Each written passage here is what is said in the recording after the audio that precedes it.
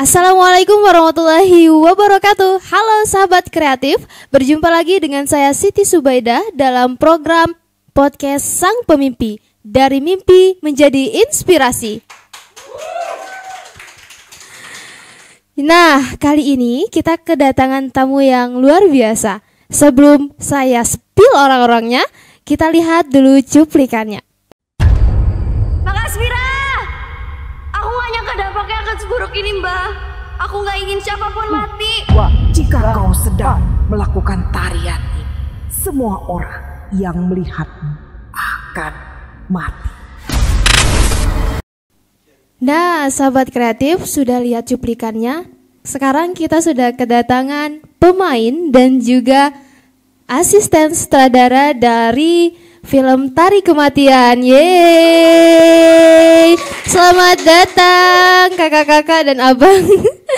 Yang pertama, di samping sebelah kanan saya yang paling cantik menemani saya pada sore hari ini ada Kak siapa nih? Kak Trisna. Nama lengkapnya siapa Kak? Trisna Anggraini. Trisna Anggraini. Halo Kak. Halo. Hai. Dan sebelah kanan saya, samping saya itu ada Bang Gilang. Ya benar. Nama lengkapnya siapa Bang? Lengkapnya Gilang Sadewa Putra, tapi terlalu panjang biasanya. Oh, terjadi Gilang aja. Iya, biasanya dipanggil Gilang aja. Iya, jadi Kak Gilang sama Kak Trisna. Oke, sebelumnya saya mengucapkan terima kasih karena Kak Trisna dan juga Kak Gilang meluangkan waktunya untuk menghadiri salah satu program kita, yakni podcast Sang Pemimpi. Sama-sama. Dan insya Allah kita pada kesempatan hari ini akan ngobrol-ngobrol santai. Oke. Jangan tegang. Ya. Jangan tegang. Karena apa?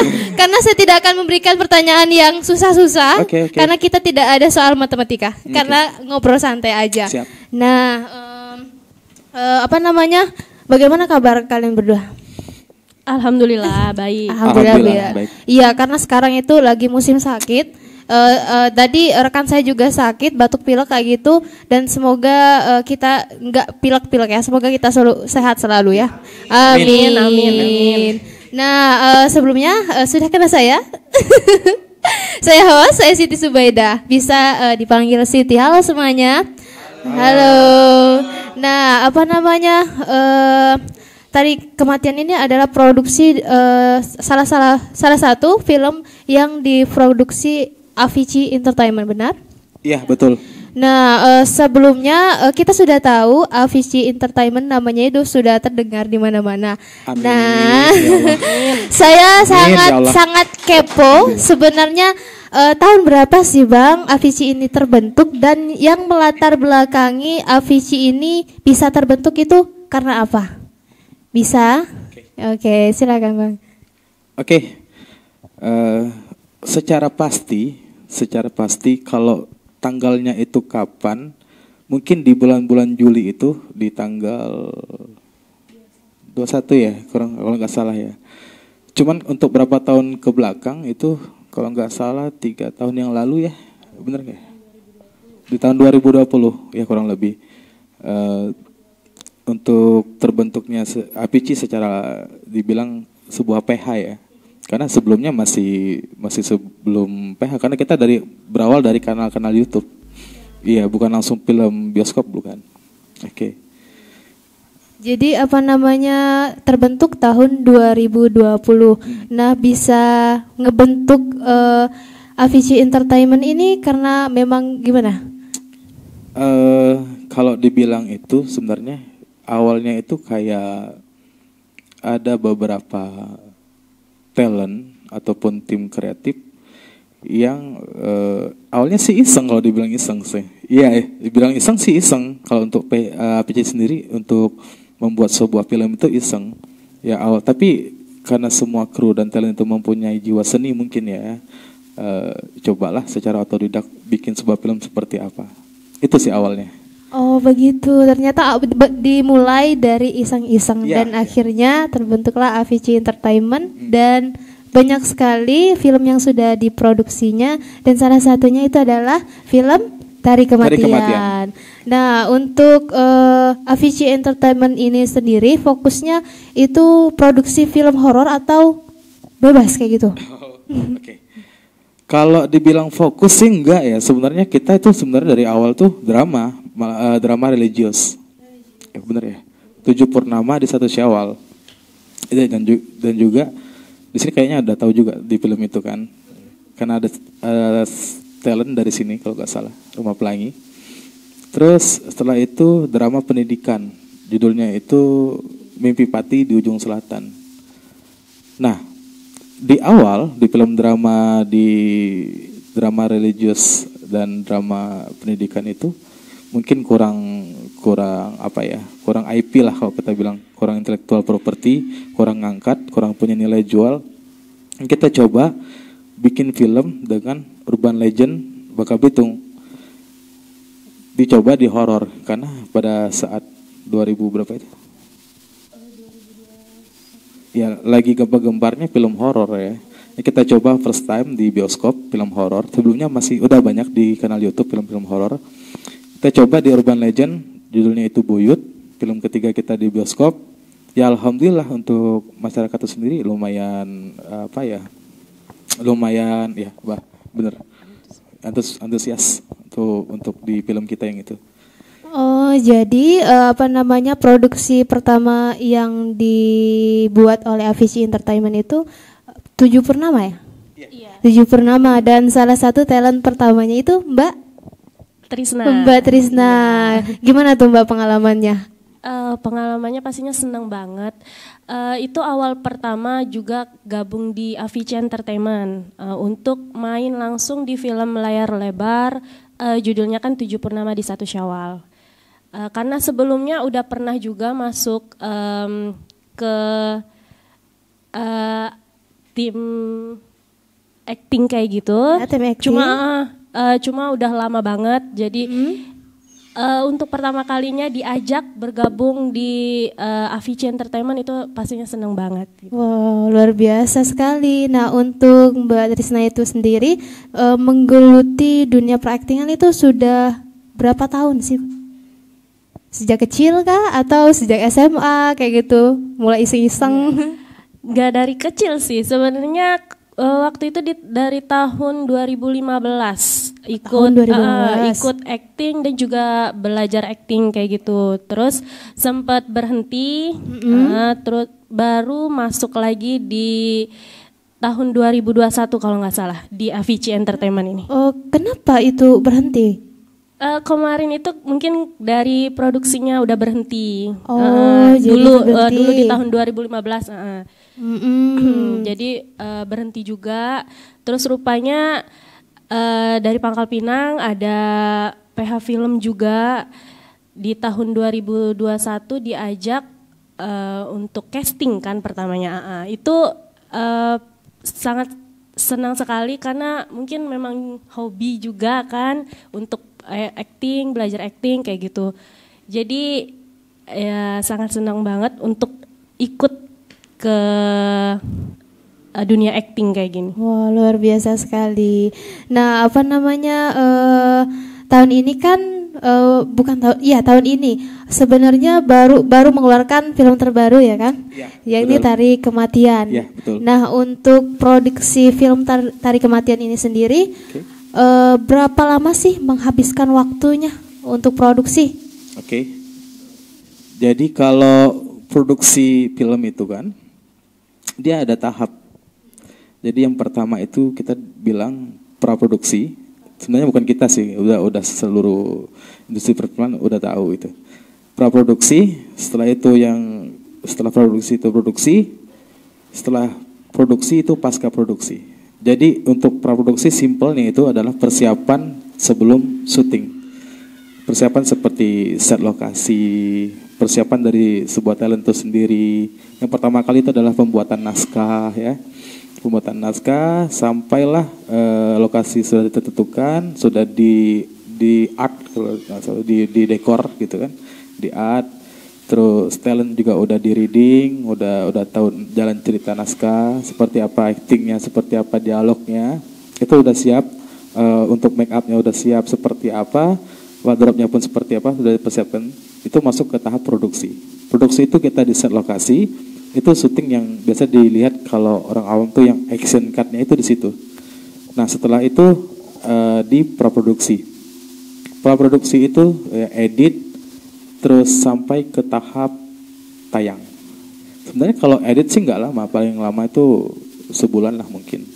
Jadi kalau praproduksi itu di film Tari Kematian itu sendiri kalau nggak salah 2 bulan persiapannya, 2 bulan. Kalau produksi itu sendiri mungkin 9 hari ya. 9 hari? Ya, syutingnya itu, produksinya itu. Wow. Cuma 9 hari. Kalau ternyata mau tepuk tangan nggak apa-apa. Tepuk tangan dong. Terus pasca produksinya itu mungkin 2 bulan maksimal lah gitu. Yang lama itu kita untuk tayangnya, karena kan yang menayangkan itu dari pihak bioskop kan. Iya. Nah kurang lebih. Tapi itu bagian dari praproduksi, pasca produksi, bagian tayang sampai ke promonya itu. Karena kalau di Indonesia promo itu bagian dari pasca produksi sebuah PH. Kalau di luar, kalau nggak salah di Amerika itu ada pihak ketiga yang untuk menggarap promosi. Tapi kalau kita di Indonesia kebanyakan masih PH itu sendiri untuk mengatur promo kurang lebih itu. Jadi kalau total 1 tahun lah kurang lebih dari praproduksi sampai ke tayang itu 1 tahun. Wow, ternyata perlu memakan waktu yang lama ya. Lumayan. Siti kira hanya 2 bulan kayak gitu, nggak sampai 1 tahun. Ternyata produksi sebuah film itu memang memakan waktu yang lama sampai kurang lebih 1 tahun ya. 1 tahun. 1 tahun. Tapi itu tergantung naskah sendiri. Kalau naskahnya setnya perlu dibutuhkan banyak, biasanya lebih panjang, lebih lama lagi. Kalau khusus Tari Kematian itu ada berapa scene bang? Scene kalau nggak salah 30-an, saya lupa 31 atau 32 gitu. Kalau scene, cuman lebih pertanyaannya ada berapa lokasi kan yang mesti di set kan? Iya. Karena scene kadang-kadang ada 5 scene tapi 1 set. Ya satu tempat aja kayak gitu. Jadi kalau Tari Kematian itu yang mesti diperhatikan banyaknya itu mungkin 5 lokasi yang perlu banyak set. Ada 1 lokasi tapi tidak begitu banyak mesti di set gitu. Jadi 6 lah kalau dibilang totalnya 6 lokasi. 6 lokasi. Ya, 6 lokasi. Yang jadi lokasi utama untuk pembuatan film Tari Kematian ini di mana tuh? Itu SMK Negeri 1 Pangkal Pinang yang kita sebut biasanya dengan SMEA. Karena di situ ada bangunan yang masuk destinasi wisata ya. Bangunan peninggalan zaman Belanda yang masih dijaga sampai sekarang. Wow. Kalau kita lewat depan sekolahnya itu pasti melihat dari depan langsung. Itu kan bangunan yang dijaga buat destinasi wisata di situ. Ya kurang lebih di SMK sih yang paling banyak ya. Okay. Yang paling banyak itu di sana. Nah, apa namanya untuk produksi film ini pasti melibatkan banyak tim dan juga talent. Nah, Siti juga sudah nonton Tari Kematian, ya, dan luar biasa sekali. Yang belum nonton jangan lupa ditonton karena filmnya menegangkan sekali. Sampai-sampai saya tutup mata dan musiknya itu, soundnya itu memang menegangkan dan juga talentnya juga keren-keren banget aktingnya dan tidak lupa Avicii Entertainment juga melibatkan artis besar. Iya, kalau dibilang artis besar lebih tepatnya ke artis nasional sih. Artis nasional. Ya.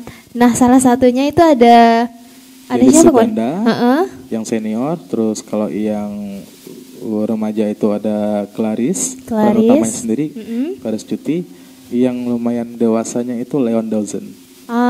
Nah, bagaimana perasaannya bisa syuting dengan artis nasional? Siapa nih? Ke Mbak itu aja, Mbak Trisna. Perasaannya pastinya senang banget, bisa dapat pengalaman juga, bisa berlawan main sama artis nasional, kan ada Teh Lilis, ada Clarice, ada Leon Dawson. Pastinya senang, terus juga bisa belajar satu sama lain. Kalau abang? Ya, saya sendiri di situ kan sebagai astrada ya, asisten sutradara, ya pasti berkaitan dengan mereka. Ya kalau dibilang beda sih pasti beda ya, karena kita mesti menjaga apapun bentuknya, mesti jaga mood seorang artis untuk berperan lebih baik kan. Tapi karena kita berbeda kultur bahasa, kita belum betul-betul mengenal mereka, itu pasti ada sesuatu yang mesti dipersiapkan agar kedepannya mereka nyaman di saat pekerjaan kita, itu kurang lebih. Iya, benar sekali, karena mereka itu adalah tamu, ya. Kurang lebih seperti itu. Dan tamu harus dijamu sebaik-baiknya. Yeah. Jangan sampai kita sebagai tuan rumah tidak memberikan yang terbaik seperti itu, agar tamunya bisa bertamu kembali dengan senang dan bahagia. Nah, dalam produksi film ini sendiri, kesulitan apa sih yang kalian rasakan ketika produksi film ini? Bisa mungkin dari Abang dulu. Oke. Kalau kesulitan ya kita pertama kali bikin film yang tujuannya sampai ke SX1. Boleh dibilang labelnya. SX1 itu maksudnya tolak ukur kita film di tahap nasional gitu. Kalau udah masuk SX1, kita udah dibilang nasional seperti itu. Nah, itu pertama kali filmnya yang digarap. Direkturnya Bram Perino, maaf belum bisa datang ke sini. Masih mewakilkan dia sebagai Astrada di film itu. Nah, saya juga sendiri pertama kali sebagai asisten director Astrada untuk di film tahap ke situ. Nah, jadi kita lumayan kayak dibilang excited, cuman ya pasti punya tanggung jawab yang lebih besar lagi. Kesulitannya itu adalah bagaimana supaya ini berjalan lancar. Terus dengan dibilang ya kalau PH lokal itu ya pasti tidak sebaik dengan PH-PH yang lebih senior ataupun yang udah tingkat nasional kan sebelumnya. Kalau dibilang kita otodidak, kita sebenarnya hampir dibilang otodidak. Iya, kurang lebih otodidak. Pengalamannya itu tadi, ini apakah setiap membuat film, setiap mengambil scene dalam perasaan hati ini sudah benar atau belum gitu. Ya lebih cenderung ke dibilang kekhawatiran yang lebih tinggi ke situ. Kalau cuaca ataupun lapangan dan semuanya itu, saya rasa semua PH itu merasakan hal-hal kendala yang seperti itu. Itu udah standar operasional PH untuk mengalami cuaca buruk dan ke lokasi itu mesti fight dulu kan. Ya itu kurang lebih kayak seluruh PH tuh pasti merasakan hal itu. Kurang lebih seperti itu. Kalau dari Mbak Trisna gimana? Kalau dari Trisna sih mungkin kan Trisna selain jadi talent juga jadi make up SFX di film Tari Kematian ini. Ya mungkin kesulitannya sih di waktu untuk make up kan pas syuting kan kita punya waktu kan pasti nggak banyak kan. Iya terbatas. Iya terbatas. Nah jadi untuk waktu make upnya itu udah dipersiapkan, cuma kan mungkin ada kendala ini itu, terus kayak mikir make upnya udah benar belum atau gimana kan, paling di situ aja sih kalau dari Trisna. Oh dari waktu dan juga Bang tadi kalau masalah cuaca itu pasti udah biasa lah, kalau masalah kalau video masalah produksi itu, kayak itu ya kan? Iya setiap scene itu nggak mulus, nggak sekali take cut action take udah selesai nggak.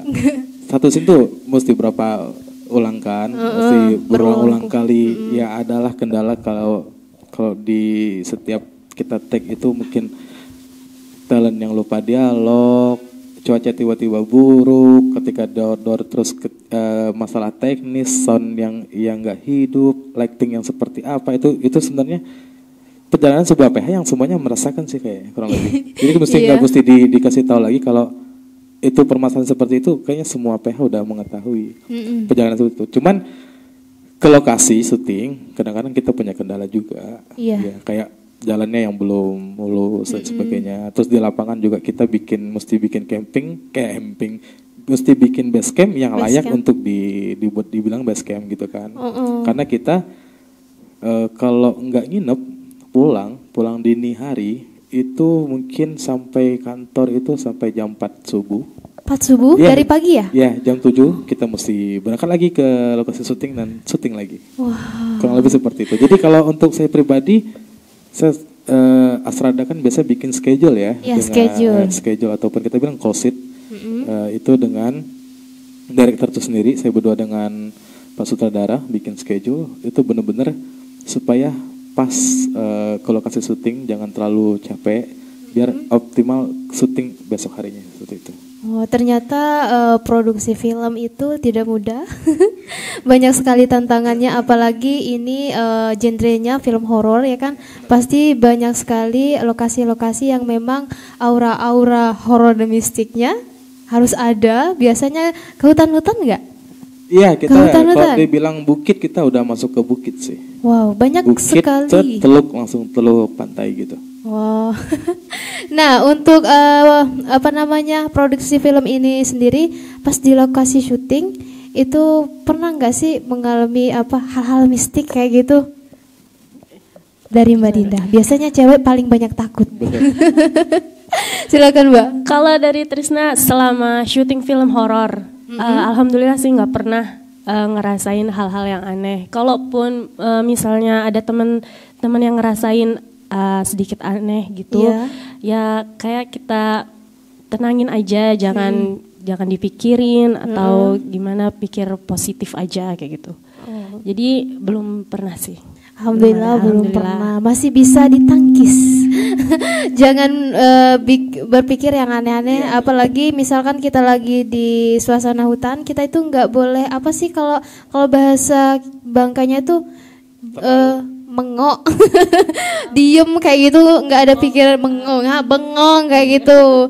Nah, kalau abang sendiri gimana? Oh, kalau dari sudut pandang kru ya, sebenarnya APC itu alhamdulillahnya punya kru yang solid dan punya vibes yang positif. Jadi kalau dibilang bekerja serius, ya serius, tapi tidak semata-mata serius tanpa bicara ya, tapi seriusnya ya masih dengan gurauan-gurauan kecil. Jadi bawaannya masih vibesnya, atmosfernya masih positif semua. Jadi dimanapun titik itu, kalau kita dikasih tahu dengan warga setempat bahwa itu tempatnya angker semakin tinggi gurauan anak-anak sih, kurang lebih seperti itu. Kayak gitu. Jadi bawaannya nggak ada yang ngerasa negatif, jadi karena bawaannya kayak seperti di kantor biasa itu, jadi bawaannya nggak mikir ke arah situ, nggak mikir ke negatif, jadi bawaannya positif semua. Ya kalau dibilang negatif ya pasti ada ya aura negatif ya. Pasti apalagi ada. kita syuting di atas jam 12 malam kalau film-film seperti ini. Ada beberapa lokasi syuting yang kondusif di atas jam 12 malam tuh ada. Jadi kita masih syuting di bawah jam 12 itu masih nggak kondusif, suara-suara yang dari luar tuh masih noise semua. Ya artinya kita nggak, ataupun kalau di pantai itu sendiri kan ada air yang surut terpasang kan. Nah itu jamnya kadang-kadang di atas jam 12 baru mulai kondusif untuk syuting. Iya, baru tenang. Iya, gitu baru kan? tenang gitu. Kalau kita paksakan syuting, suara noise dari alam itu sendiri itu benar-benar noise, benar-benar besar. Karena gelombang terpaan dari gelombang ke batu benar-benar terasa. Angin udah kayak lumayan sih. Jadi kalau syuting itu kalau di outdoor tuh lebih besar kendala dibanding ke indoor. Iya. Karena kan di outdoor itu banyak sekali noise yang sudah abang bilang tadi, belum lagi angin yang cuaca kayak gitu. Belum lagi kemarin juga ada syuting di laut, pantai ya kan? Iya betul. Nah itu di pantai mana sih bang? Boleh nggak? Boleh nggak? Boleh ya? Boleh. Oke. Kita di pantai Teluk Uber di Bangka Induk, di dekat rumah Trisna. Oh di Sungai Liat. Tapi kita bukan di tempat yang biasa kita syuting. Kita di sebelahnya lagi itu tempat yang jarang dikunjungi oleh wisatawan. Jadi kita mesti bikin jalan dulu sebelum syuting. Produksi tadi ya. Produksi kita mesti bikin jalan, pegangan tangannya, pantainya mesti disterilisasi ulang gitu kan. Ya itulah mungkin kalau dibilang kendala sih, bukan kendala tapi persiapan kita untuk ke situ. Jadi ekstra banget ya. Nah, di pantai itu sendiri ada nggak sih, ataupun di lokasi syuting, ada 6 lokasi syuting kan, ada nggak sih yang memang patang larang kayak gitu yang harus kalian jaga kayak gitu? Dan seperti apa sih dari Abang Do? Banyak sih. Banyak. Yang pasti ya tadi kita di lapangan itu ini untuk ke depan teman-teman kalau mau bikin film itu mesti jaga adab, sikap dimanapun bentuknya, maupun di masjid yang tempatnya kita bilang itu kan suci kan. Iya. Dan tempat yang tengah hutan sekalipun angker, kita mesti jaga adab dimanapun bentuknya itu. Itu salah satu syarat ya syuting ya. Terus yang kedua, jangan terlalu berlebihan. Kadang-kadang kru ketemu sesuatu yang lucu tuh ya offset. Iya. Offset. Ini ketawanya kadang-kadang ya kalau kelihat. Tapi itu kan sebenarnya kan bikin semangat kita lagi di jam 3 pagi yang udah semuanya. Saya sendiri kalau ditanya jam 3 pagi itu, Bang Gilang, kalau si Trisna kan, ini udah mau di make up belum? Apa Tris? Oh iya. Apa Tris? Kayak gitu. Kita udah jam segitu udah di tenaga terakhir kan. Iya. Gitu kan? Jadi kadang-kadang gurauan anak-anak di lapangan itu sangat membantu kita untuk lebih tetap semangat lagi kayak kan. gitu.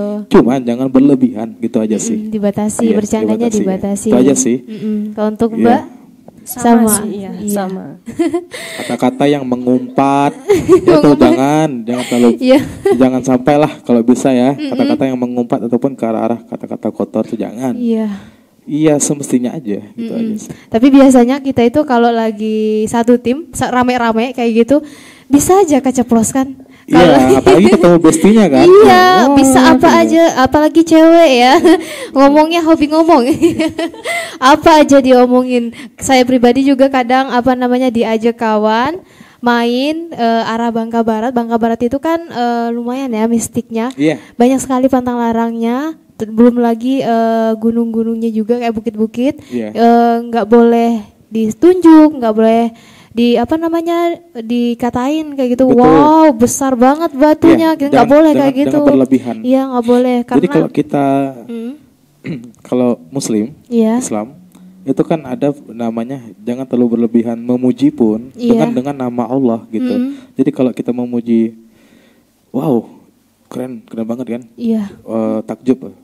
Ya sandingkan dengan nama Allah. Ya Masya Allah gitu. Tabarakallah gitu kan. Ya kalau kita insya Allah kita dilindungi seperti itu. Kalau Muslim ya, saya nggak tahu soal yang untuk agama yang lain. Tapi kayaknya sama sih, perlindungannya pasti ke atas. Iya, selalu melibatkan Allah di setiap apapun kegiatan dimanapun dan kapanpun. Insya Allah kita dihindarkan dari keburukan. Betul. Oke, sekarang kita lanjut ke pertanyaan selanjutnya. Boleh Bang, Kak? Boleh. Kadang Kak, kadang Mbak apa Kak sih baunya? Kalau di lapangan dia dipanggil AA sih. AA. Khusus di podcast kita Ayu. Ya terserah. Senyamannya aja Kakak. Oke. Langsung ke pertanyaan berikutnya. Saya penasaran siapa sih menulis naskahnya film Tari Kematian?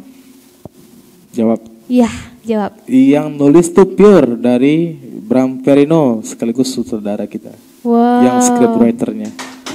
Keren. Itu ada berapa kali revisi? Nggak ada revisi? Ya revisi sih ada lah. Ada. Untuk sampai ke tahap final itu mungkin sampai ke 8 kali, 7 kali. Karena kita opsional ke lokasi kan. Jadi penulis melihat lokasinya tidak memungkinkan untuk dinaikin naskah ini, scene ini, dicarilah alternatif ataupun opsi ataupun solusi untuk seperti apa biar ketemu solusi di lapangan gitu aja sih. Biar bagus kayak gitu. Karena kan kita pada saat praproduksi itu kan ada ke lapangan namanya reki kan, kita cek dulu, oh ini tidak bisa, misalnya susah banget gitu kan. Iya. Jadi dirubah biar kita bisa di situ. Itu aja sih.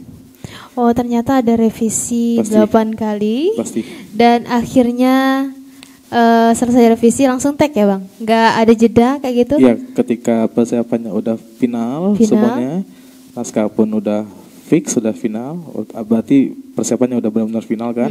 Udah siap matang kayak gitu? Ya, baru kita schedule-nya udah keluar, udah kita bikin. Saya sama Bram Perino sendiri yang bikin.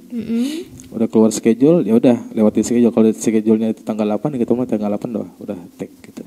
Wow, ternyata dari proses panjang, dari mulai buat naskah, revisi 8 kali, dan akhirnya produksi kurang lebih hampir 1 tahun? Ya kalau produksi, seluruh produksi. Iya, seluruh produksinya itu kurang lebih dilakukan selama 1 tahun dan akhirnya tayang. Iya betul. Alhamdulillah tayang. Dan alhamdulillah sudah tayang. Iya. Di mana? Boleh Bang spill? Oke, kalau tayang di SX1. XX1. SX1 ada 10 bioskop SX1 di Indonesia.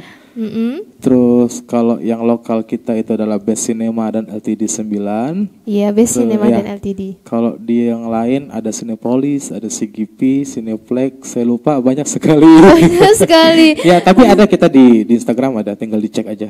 Ya, yang belum nonton silahkan datang aja ya Bang. Ya, di XX1 ada, boleh, ya. di Best Cinema juga ada. Oke. Dan Siti saranin untuk teman-teman yang takut jangan lupa bawa temennya. Iya, betul. Iya, biar pas adegan horornya Iya. nggak sendirian, Biar ada pegangan. ada pelampiasannya. Iya, dipukul wow, pak.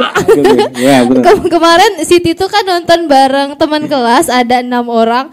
Sampingnya itu cewek, sampingnya juga cewek. Terus paling ujung kan dapat jatahnya teman aku juga cewek, katanya gantian dong sama itu cowok kan yang di Oh, samping gitu. aku. Iya, betul. Gantian dong, aku mau samping kamu Sit, katanya. Aku takut. Pas beneran, pas itu nonton, ternyata iramanya jeng jeng jeng. Dia udah naikin kaki di kursi, udah maunya karena aku. Ya ampun kamu, beruntung dia tuh nggak nangis. Oh gitu. Iya, karena memang sangat takut sama film horor. Dan katanya boleh spill komentar Boleh, nggak sih boleh, sini? boleh. Filmnya keren banget katanya. Alhamdulillah. Wah. Alhamdulillah. Amin, ya Semoga nantinya bisa produksi film lagi ya. Amin. Amin. Ya Amin, Rabbal ya Allah. alamin. Nah Kak, sekarang sudah tayang kan untuk film yang sekarang ataupun film produksi sebelum-sebelumnya, pernah nggak sih kalian itu mendapatkan komentar negatif? Dari Abang dulu deh. Oke. Sering banget. Sering banget. Salah satunya Sering kayak banget, gimana? Boleh spill nggak? Mungkin kan karena kita itu sampai ke tahap nasional itu bertahap. Iya, bertahap. Ya, kita bukan tipe PH yang beli seluruh alat, equipment itu beli seluruhnya, enggak. Kita bertahap. Iya. Kita dengan alat seadanya itu tapi bisa syuting gitu kan. Ya pasti ada kekurangan di tahap situ. Dan juga mungkin di talent kita sendiri kan mungkin latihannya belum maksimal. Yeah. Jadi ada beberapa acting mungkin yang kaku dan sebagainya. Itu kalau secara keseluruhan pasti ada kita kekurangan dalam setiap film. Tapi kan untuk kembali lagi kita ke PH itu pasti evaluasi dan memperbaiki diri lagi. Yeah. Kurang lebih seperti itu. Kalau di kita baper untuk hal itu, kalau suruh di baper kita nggak maju-maju. Iya, Ya, benar kurang lebih sekali. seperti itu sih. Baper-baper untuk hal yang seperti itu sih mending nggak usah lah. Betul sekali. Ya, kayak kalau untuk pengen maju, sekiranya komentatornya itu pun betul komen gitu kan, bukan saran, kan beda ya. Iya. Jenis kritik dan saran tuh beda kan. Kalau kritik kan kata-katanya lebih kayak menyakitkan kan. Iya. Kalau saran kan kata-katanya lebih kayak memotivasikan. Iya. Nah, yang kritik kita anggap itu adalah saran. Ya, kurang lebih seperti itu. Jadi kalau hal-hal yang menyelekit gitu, yang untuk dibikin hati itu sakit, ya sudut pandangnya berbeda aja. Iya. Itu untuk lebih baik lagi. Dengan usaha kita sendiri ya. Maksudnya seperti itu. Jadi tolak ukur. Kamu cantik kalau pakai mobil Ferrari ataupun Lamborghini. Kalau bisa cuman motornya Vario mungkin. Iya, Vario. Ya kenapa? Ya kita jalan dulu dengan Vario gitu kan. Iya, nggak usah Nggak mikir mesti yang sampai ke lain. hal itu gitu. Kita seadanya tapi kita punya karya yang bisa di luar ekspektasi orang kalau bisa gitu. Iya, benar sekali. Kayak kurang lebih seperti itu sih. Iya, ternyata komentar negatif itu pasti ada ya kan, Ya, Bang? pasti. Pasti ada. Tapi balik lagi kita yang mendapatkan komentar negatif seperti itu harus bisa juga memfilterisasi, bisa Ya. menjadikannya sebagai motivasi. Ya, sebagai acuan. Iya, sebagai acuan. biar kita bisa berkembang lebih baik lagi. Nah Kak, terima kasih. Itu tadi pertanyaan terakhir dari podcast kita Sang Pemimpi. Tapi jangan kemana-mana dulu karena sebentar lagi kita akan challenge yes or no. Yeay. Oke, sekarang kita sudah ada tributnya Kak Trisna, udah ada, dan juga Bang Gilang. Halo. Sudah siap challenge kita? Siap dong, semangat dong. Udah siap? Siap. Nah Kak, untuk challenge ini Siti akan memberikan 5 pertanyaan tapi satu-satu. Tapi jawabnya bisa barengan, bisa angkat papannya itu barengan. Nah, ini quick ya, cepet ya? Enggak apa-apa, pikir dulu juga enggak apa-apa. Iya, nanti pertanyaan apa sih bisa diulang juga ya. Oke, pertanyaan pertama. Jadi deg-degan. Enggak, pokoknya pertanyaannya mudah. Pernah atau tidak terjadi cinlok di lokasi syuting? Pernah, tapi bukan kita. Iya, kau ya. Itu Mbak Trisna, ayo. Enggak. Bukan kitanya Tris, maksudnya yang lain pernah enggak? Iya. Gitu kan? Bukan, untuk secara umum. Secara umum kan? Iya. Pernah. Bisa ceritain salah satu aja, ayo. Kayaknya secret itu sih. Secret karena itu bukan. Iya, kita juga kan sama talent. Kurang lebih seperti itu aja sih. Perasaannya bahagia melihatnya. Kasihan sih. Kasihan. Karena kebanyakan itu cinlok biasanya itu mesti tetap jaga ke profesional mereka kan. Iya. Nah itu kendalanya. Kadang-kadang ya kalau yang namanya lagi jatuh cinta, berhubungan yang dibilang pacaran itu kan pasti ada jenis-jenis kayak manja dan sebagainya. Sedangkan di situ mesti serius dan profesional. Itu aja sih, nahan-nahan lah kalau mungkin. Kita kasih juga sih. Gitu. Oke, kita lanjut ke pertanyaan yang kedua. Ding ding ding. Jangan tegang dong. Dia tegang kayak film horor ya. Setuju atau tidak dengan kalimat ini? Cepat marah, cepat tua. Setuju atau tidak? Setuju. Kenapa? Iya, karena kenapa? Secara pengetahuan umum kan. Iya. Kalau marah itu kan otot yang digerakkan itu berbeda dengan otot senyuman kan. Iya. Oke. Dan juga ada beberapa tekanan darah ataupun pompa dari detak jantung itu lebih kenceng kan. Nah artinya kalau kita semakin memaksakan seluruh otot ketika untuk marah, hal yang sia-sia itu pasti akan berefek ke kita lagi. Ya kurang lebih jadi tua sih kalau nggak salah. Kalau kebanyakan senyum biasanya muda karena bawaannya endorfinnya naik. Endorfin itu adalah salah satu zat yang bikin kita bahagia. Kalau nggak salah ya betul kan? Setuju nggak Mbak Trisna? Setuju nggak? Setuju aja. Ya setuju aja lah ya. Gimana asisten sutradara Mbak ini sering marah? Galak nggak? Ayo jujur. Enggak sih. Enggak baik dong. Baik, baik. Alhamdulillah kata Bang Dilang dalam hati selamat. Oke, kita lanjut ke pertanyaan yang ketiga. Oke, pertanyaannya. Pernah atau tidak sebel sama tim ketika lagi syuting? Pernah. Tapi sebel ya, bukan karakternya, sebel. Maksudnya bukan levelnya sampai ke marah banget, nggak sampai ke dendam aja sih. Kadang-kadang kita apa ya? Kan kejarnya kan schedule kan, full seat kan. Ya kalau pengen itu sendiri mesti on time keseluruhan kan. Nah mungkin ada beberapa kru yang kayak salah bidik lah, salah ngemulai. Contohnya misalnya Trisna. Tapi contoh ya, bukan asli ya. Asli mungkin juga nggak apa-apa. Dia make up si artis A, sedangkan saya prioritaskan ke artis B. Ya otomatis saya pasti kayak kok Trisna gini-gini gitu. Pasti ada sedikit. Make up yang ini dulu, kenapa make up yang itu dulu? Kok ini dulu. Nah mungkin ada miskomunikasi dengan yang lain mungkin. Kurang lebih sih kalau sebel itu miskomunikasi. Tapi kalau dia kecapean terus tidur itu nggak sebel kita. Nggak sebel. Karena kita tahu kinerja dia. Tapi kalau dia nggak apa-ngapain tapi tidur itu yang bikin sebel sih. Sebel lah, yang lain kerja dia malah itu udah wajar tidur sih. ya. Tapi kalau dia kecapean ataupun sakit pada saat pekerjaan dia, kalau ada yang masih bisa cover, kita cover dan itu nggak bikin kita ke dia kayak dongkol dan sebagainya enggak. Karena itu emang kita udah tahu, oh ini kecapean. Kalau habis seperti itu. Oke, kita beralih ke pertanyaan selanjutnya, yakni 2 dari terakhir. Setuju atau tidak? Kayak jam scare. Jangan deg-degan dong. Setuju atau tidak? Seorang asisten sutradara dan juga talent harus pandai berbaur dan juga pintar public speaking. Setuju? Setuju. Kenapa Ayah? Iya, dari asal dulu ya. Karena urusannya memang mesti ngomong. Ngomong dengan Iya, banyak mesti orang berpower, gitu. iya. Iya. Mesti jaga vibe seluruh kru dan seluruh talent, kurang lebih seperti itu. Seluruh aspek yang ada di situ mesti dijagain. Dan itu urusannya bukan hanya di internal kita aja, kru dan talent.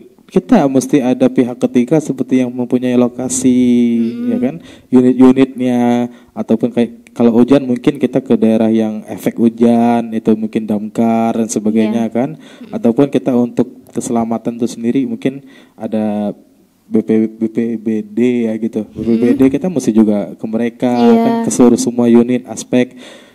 Ada driver juga yang dari pihak luar, kita mesti jaga seluruh sih, ya karena kalau public speaking itu perlu banget. Walaupun saya nggak jago ya public speaking. Gak apa-apa. Tapi kalau yang butuh ya mesti butuh.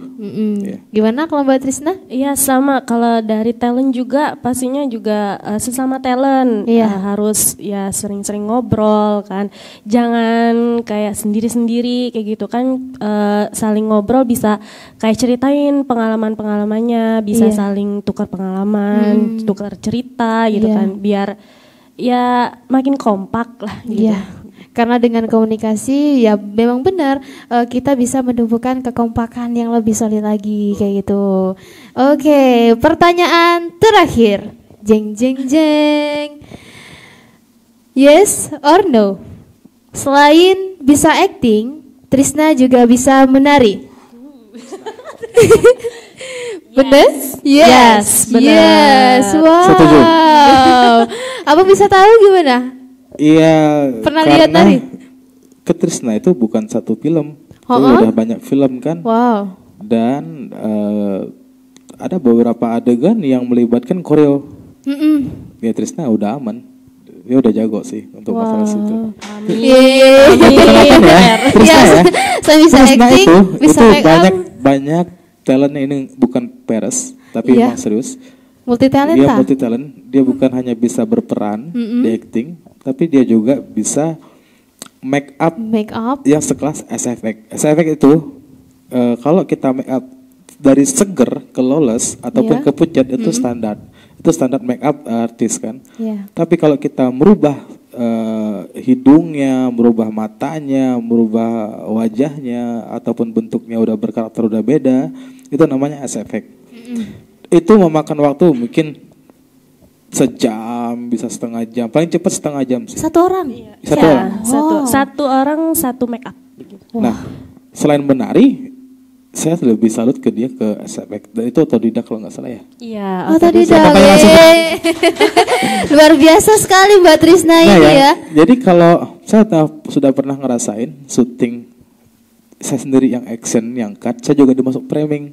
Saya udah pernah ngerasain jadi asal-asal, tapi saya disuruh sutradaranya masuk ke framing, bantu figuran. Itu nggak gampang, kita kerja mesti 2 job dalam waktu yang bersama. Ya sama kayak Trisna, dia setelah make up masuk ke dalam framing, tik tik tik tik gitu, acting lagi dia. Jadi kita kan mesti jagain satunya dialog, actingnya mesti seperti apa, satunya seperti apa mengerjakan tugasnya sebagai make up efek gitu. Wow. Mbak Trisna itu sendiri menari itu memang apa namanya hobi atau gimana? Untuk nari memang hobi. Tapi itu juga mulai SMA. Iya, kelas 1 SMA diajakin untuk gabung ke sanggar. Gitu. Awalnya juga sama kayak yang lain kan, kayak kaku, nggak bisa nari apa segala macam. Tapi pas ikut latihan itu kayak ngerasa kok asik ya. Gitu. Kok asik ya, pengen deh belajar tari-tari lain kayak gitu, kayak ada ketertarikan sendiri di nari itu, dan sampai sekarang masih nari. Dan fokus tariannya itu tarian apa? Lebih ke tradisional sih sebenarnya. Tradisional. Wah, luar biasa sekali. Beri tepuk tangan dulu dong untuk Mbak Trisna. Terima kasih ya Mbak Gilang dan juga Mbak Trisna. Challenge kita sudah selesai. Oke sahabat kreatif dimanapun kalian berada, cukup sekian dulu ya perjumpaan kita bersama Mbak Trisna dan juga Bang Gilang dalam podcast Sang Pemimpi, dari mimpi menjadi inspirasi. Saya Siti Subaida pamit undur diri. Wabillahi taufiq wal hidayah. Wassalamualaikum warahmatullahi wabarakatuh. Bye bye.